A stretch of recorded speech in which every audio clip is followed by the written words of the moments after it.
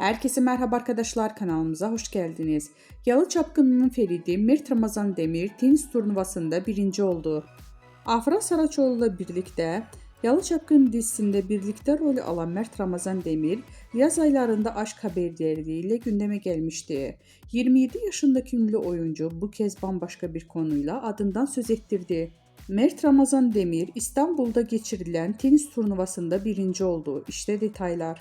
Son olarak Yalı Çapkını dizisinde rol alan Mert Ramazan Demir, oyunculuk kariyerinin yanı sıra özel hayatı ve sosyal medya paylaşımlarıyla adından söz ettirmeye devam ediyor.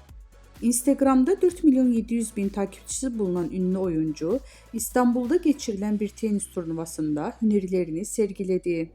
Özel bir eğitim kurumunun derneğinin tarafından gerçekleştirilen turnuvada birinci olan ünlü isim paylaşımına yoğun bir ilgi gördü.